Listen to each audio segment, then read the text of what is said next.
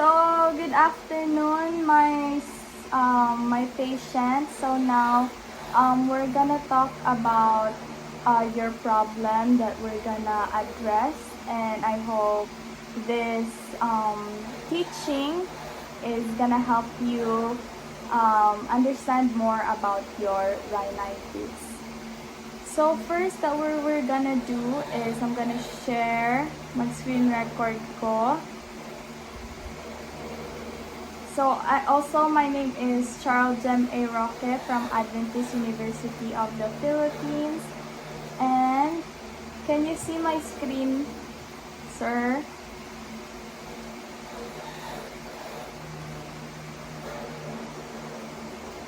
Makitaan mo kung screen kuya?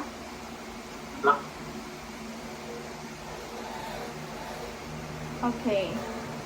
So, mag-start kita. Yes, now see now. Okay.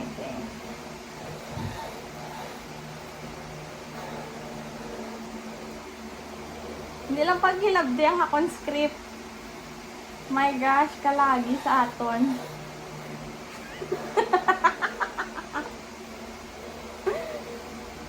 Okay. Alam si mo. Hello? My God.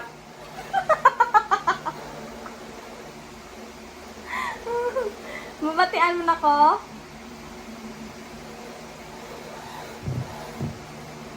Ano talaga pero talang. Okay. Okay lang. Hello? Batian na ko kuya? Okay. So, the title of my teaching is healthy breathing.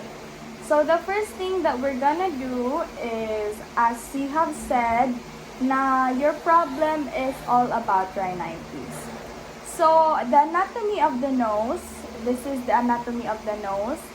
And the anatomy of the nose, what is nose and hambal dire, vital organs in both respiration and the sense of smell.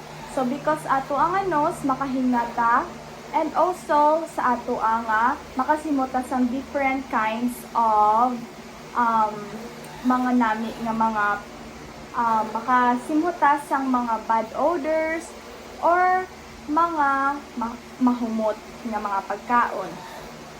So there are 3 nasal cavities, and these 3 nasal cavities are very important.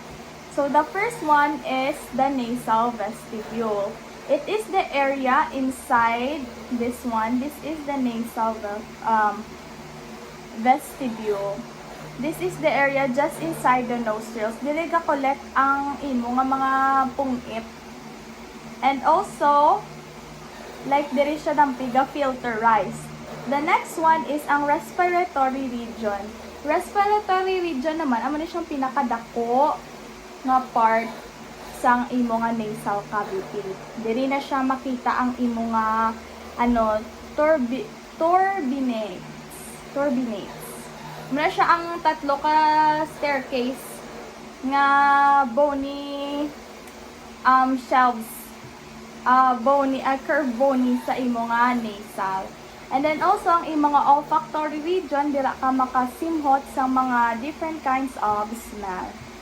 So, amo ni siya ang anatomy of the nose. Kabalo ka na kay may ara ka sang nursing sang una.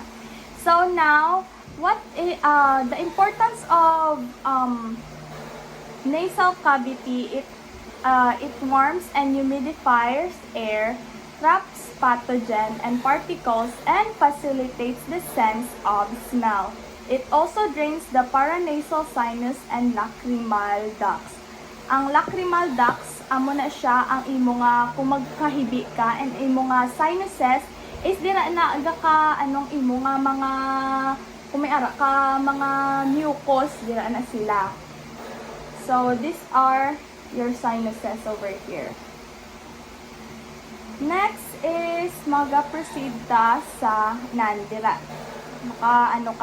Inside your nasal cavity, there are 3 curved bony shelves called the turbinates. Ang bako to kagina, ari siya. And then, They're like a staircase that make the air swirl around, giving it a time to get warmed up and cooled down and made moist. It also helps to prepare the air for your lungs. So, na. The next is ang imo nga nasal. Ano ang mga connected sa nasal cavity? So, ang connected sa imo nga nasal cavity is your sinus and tear ducts. Nambal ta na nakagina. So, your sinus, amo na siya ang ga-produce ang mucus to keep your nose and airways moist. It's like air pockets in your skull. And then, ang tear ducts, amo naman na siya ang tear ducts drains excess tears into the nose, and that's why kung magkaon ka spicy food, gakahibi ka, or like may arat tears, or also, gaano siya, like gasipon ka sometimes. So your nose has a lot of blood vessels which helps warm and humidify the air. However, this also means it's prone to nosebleeds. Special nerves in your nose helps you smell amazing foods and detect odors. Other nerves give you sensation like feeling temperature or irritation. So now I'm gonna show you a video kung paano ang pagsulod sang air sa imuha nga lungs. Are. Let's look at the journey of air into the lungs. So what we have is we inhale the air, it's gone to the nasal passage, and now it's moving down the trachea, also known as the windpipe. Okay, so this is what we're doing now. We're in the windpipe, we're just about to enter the lungs, and this is known as the bronchus, or the bronchi, is the plural, which gives the lungs, they're kind of branching off, and eventually what's going to happen is we're going to travel and find an air sac. So at the moment, we're just branching off into the various bronchi, which give the surface area of the lungs and give it its large surface area. So as you can see, it's quite a large distance that this oxygen molecule is travelling as it travels. Tapos ma-travel na siya pakadto sa imong nga lungs, pakadto sa imong nga areolas. Next is, so let's talk about your problem, which is rhinitis. Oh, before that, kay ma-take ka sang pre-test. Okay, naka-take ka ng pre-test, okay? Next is, so what is rhinitis? It is a swelling or irritation inside your nose that causes a runny or stuffy nose, sneezing, and sometimes itching. So, some causes of rhinitis is, runny nose, stuffy nose, sneezing, and sometimes itching. So, there are two types of rhinitis. The first one is allergic rhinitis. Allergic rhinitis, it is a seasonal one. It's because of some pollens, dust, grasses. Those are some examples of allergic rhinitis. When your body overreacts to environmental trigger caused by dust, molds, pollens, and gases, trees, or animals. So the symptoms of this is the imo nga nose is katul kaayo, like sa inside sa imo nga nose, and then like gahibi-hibi ka man, watery eyes, and then sometimes imo nga headache, swollen eyelids, and coughing and wheezing. The next one, the non-allergic rhinitis, it is a viral infection caused by common cold, like infection like common cold. Kung may katangkaso ka, siya ang non-allergic rhinitis.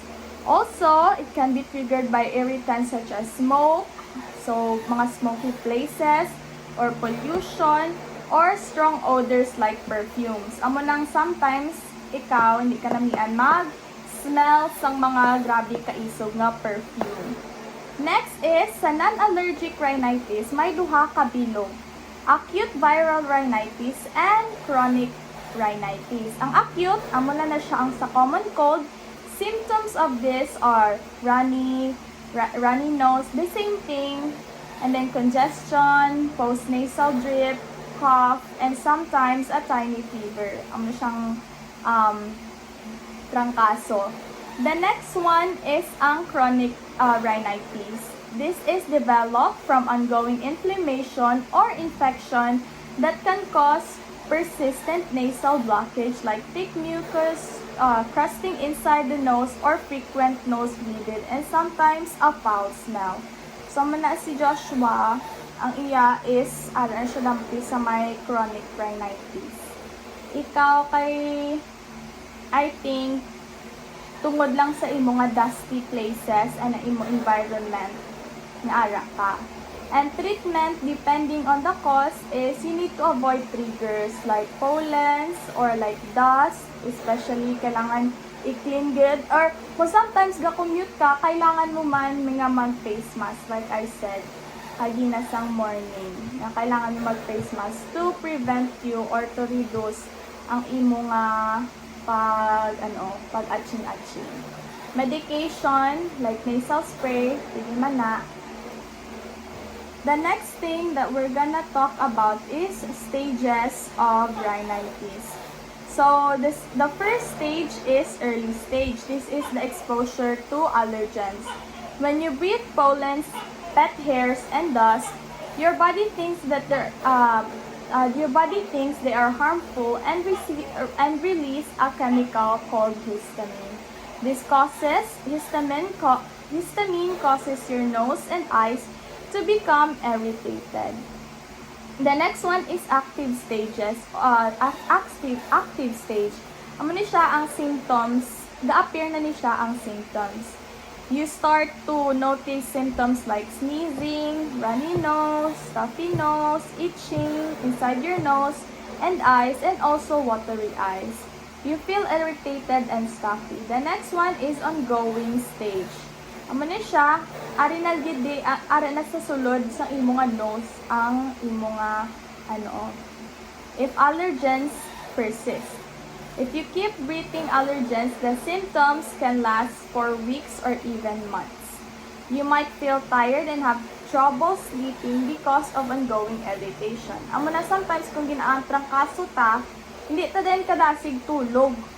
Or like mabudlayan ta magtulog because of our itchy throat, ang aton pagid na hindi ta mayo kahinga tungod sa irritation nga gagaw sa inside sa aton nga sulod sa ating nose. The next one is i-resolve ta kung paano natin i-resolve ang aton nga rhinitis or ang aton allergy or ang cold naton.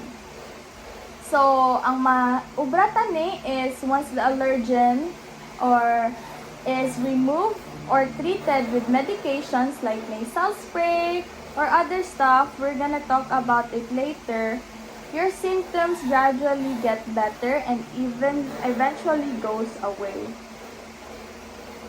So, what I noticed with you, kuya, is that ang imo nga ilong dry since ara ka dito sa Gua because of the dry place also, and I think diri be kay very humid diri, so that's why your nose is very drippy.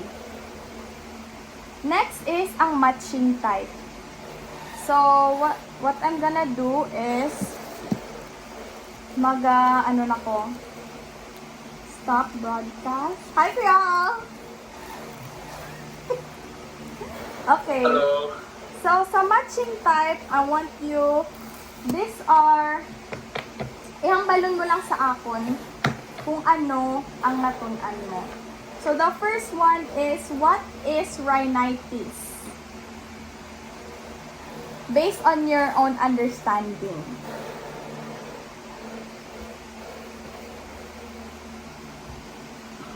May answer ko, Sabi ko, matching game. Matching game, yes. Sige na, flashcards na eh. Like, this is, allergic reaction. stuffy mo nose. Okay, very good. So next, ang ato naman nga talk about is wait for a while, is ang mga main symptoms ng rhinitis. So the first one is, para sa imo nga own words, what is nasal obstruction? Nasal obstruction, naranang may mga mucus ang imo mga ilong eh. Yes. Meron ka para, hindi ka mayo ka ginawa. Yes, exactly correct. Nasal obstruction is when your nose feels blocked or stuffy, so it is hard for you to breathe. Ari na yung answer. Next one, the same thing. Perfect. Oh, I'm perfect. Perfect, kid. What is runny nose? You experience this all the time. Runny nose is when your nose is grabe ka, bata, hindi mo hugan ng watery nose. Okay, very good. Next is, what about ang itching? Sa imo nga nose. Kapulay mo ilong. Sa inside sa imo nga nose. So, three of this are some four of this are main symptoms of rhinitis. Siya ang itching, runny nose, sneezing. Ang sneezing ay panaton, pero ang pag-atchi ni siya. Sudden burst of an air from your nose. And also, ang nasal obstruction. Next is, ang aton nga flashcard is kung ano ang mga gapa-trigger. So, the first one is, what is a common outdoor trigger for allergic rhinitis? Mga seasonal ni siya. Pollen, dust, pet hair, Okay, very good. Okay. pagit. Okay, next is, name an indoor trigger that can cause hay fever symptoms or ng rhinitis na siya. Indoor.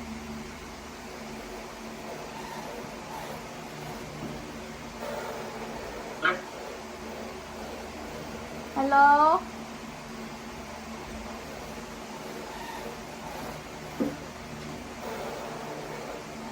Hello? Tod ka. Nautod ko? Ara kabatid ko. Okay. Pollen cleanse. Okay. So, ang answer sini is, like, ang tao, may ara sila mga dead skin cells. Pareho lang man na siya sa mga pets. So, you also need na magpalayo medyo sa mga pets. Kaya nga aga pa, trigger man na siya sa imo nga rhinitis. Okay? Next is, which common indoor allergens come from tiny bugs? It's dust mites. Muna siya. Next is, ari naman niya, what type of mold can trigger allergic rhinitis? Ano nga molds? Ito wala na lesson. Nakakadawin ang mold ng food molds. Fungi. Okay. Okay. So wala na topic, ma'am. Okay. Sorry. Okay. Now, magabalik ta sa atong presentation. Lapit na lang ta. Sorry. Okay.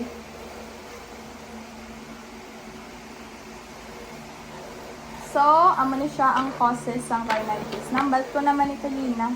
But ang vasomotor rhinitis, hindi na siya allergies, kundi like kung magkaon ka sang init na food or like spicy food, amo na siya, or ang strong smell, amo na siyang gatulo ang imo nga sipon. Kag also sa weather kung grabe ka init. And then sa mga environmental factors na nastoryahan na naton siya. And then, what is the difference between allergies and fleas? So, ang allergy is, hindi na siya contagious. Pero, kailangan mo gyapon siya mag-cover sang imo nga ba. Kung mag-atchi ka or mag-ubo or whatever. Kaya nga, ang allergies, tungod malang na sa seasonal, like pareho kay mami, gagwa lang iya allergies kung like, a fall na. Kaya nga, because of the pollens. Next is ang common cold. Ang common cold naman is contagious siya. So, kailangan mo gyapon mag-cover sang imo nga ba. Kung mag-atchi ka or mag-ubo. Kaya para hindi siya makalaton sa iban. Pero ang common cold, dasig lang ni siya galing mga within a week or 10 days. Depende kung maano mo siya sang medication. Example, kailangan mo kulang ka guro sa vitamin C or ang imo nga immune system is weak. Amo na siya kasang common cold. And also, because of the transition sa init sa tugnaw, amo na siya common cold. Next is mga procedure na to diagnose rhinitis. The first one is ang medical history. Ang medical history, mag-aasla na ang imo nga physician about subong like pareho like subong like nurse educator, amo lang na like mag-ask kasi mo question, kag maghambal sa imo ang imo nga doctor or physician kung ano ang best way nga para ma-prevent mo ang imo nga rhinitis. The next one is ang physical examination mo. Physical examination, amo na lang lantawon sa imo nga lantawon sa imo nga physician kung anong gakalatabo sa imo nga lantawon imo nga throat, ang imo nga imo nga ears, imo sinuses, and also some problems or inflammation nga makita nila. Next one is ang allergy test. Amo na siya isa sa mga procedure nga ginahimo para ma-diagnose ka sa rhinitis. Ang allergy test, magbutanan na sila, like i-prick nila imo nga skin, and kung maghabok na, it means positive ka nga may allergy ka sa certain food or stuff. Kung hindi naman, tiyan mo na. Or also, kung mag-medication sila, kung first na nila nga himuon is mag-allergy test before nila ihatag sa imo. Kay para kabalo sila kung allergic ba ka sa medication nga ihatag nila or hindi. Ang blood test naman is ang pag-measure na kung ang imo nga immune system, paano sila mag-react sa mga allergens. And also, it also helps sa imo nga allergies, help confirm if your allergies are causing your symptoms. The last one is, very fancy ni siya, a nasal endoscopy. Ang nasal endoscopy, amo lang ni siyang mag-insert ang imo nga physician sang like flexible tube gamit ang camera, kaglantawon niya ang sa inside sang imo nga nose or ang imo nga sinuses kung mayara blockage or mucus or swelling nga kahitabo sa imo inside sa imo nga nose. So diin diri sa lima ko nga na-mention ang nahimo mo na. Nakapa-medical history ka na, kuya? Okay. Nakapa-physical exam ka na. Anong ginobra nila sa imo sang nagpa-physical exam ka? Lipid. Gano'n sila daw, sa ilong. Oo. Nag-check man sila sa imo nga lungs. Kay your nose is connected to your respiratory line. Nag-check man sila. Nag-check sila sa imo nga lungs. Okay, thank you. And now, malakat ta sa infographic. So, infographic natin is paano lang siya ma-prevent, pareho sa ginambal ko, avoid triggers regina, keep home clean, reduce dust and molds. Kabalo ko ang electric panda. Hay nako, kailangan na ginatiluan kay amo manangga ko sa imo nga sip-on. Nan. And also, stay away from pollens, pets, and sa mga dusty. Also, kailangan mo dehumidifier or humidifier para mag-cleanse ang which is a good thing kay kabalo man ko sa room nyo may ara humidifier nga mag-clean sa Next is also, i-wash mo ang beddings kag ang curtains often. Kaya nga, dira man nag-accumulate ang mga dust sa imong mga dry skin or mga skin mo nga nagkalaukas. Kag ang mga dust nga everywhere. Also, i-clean mo man si Drago ba na? Ang ido, i-clean mo. And also, avoid smoking and going to smoky places. Kabalo ko dito dampi sa may Burgos, kailangan mo gid mag-face mask kuya. Also, kailangan mo magpa-vaccine. Kung may ara like flu season, kailangan na. Kung may kwarta. And also, allergy shots para maka-help better sa imong mga allergy. Next thing is, ang last one is, use air filters to help catch dust or pollen and pet hair. So, next natin obrahon is how to use a nasal spray. Kabalukan mangguro, first, i-blow mo tanan nga, gently ang imong nose. Igwa tanan mo nga mucus. Kag kung feel mo na nga okay na, nagwa mo na tanan. Nang pag-spray mo, gently sa imuha nga ilong. Okay? Para hindi ka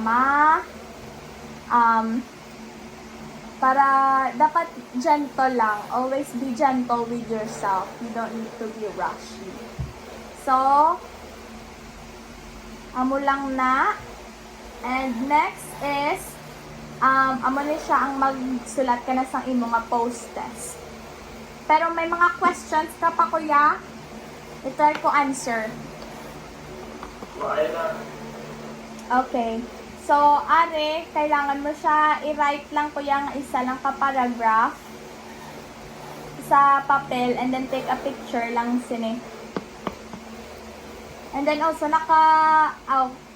biblical, last one is ang biblical affirmation based sa 1 Corinthians 6:19 verse 20. It says, I take care of my body like a temple of the Holy Spirit.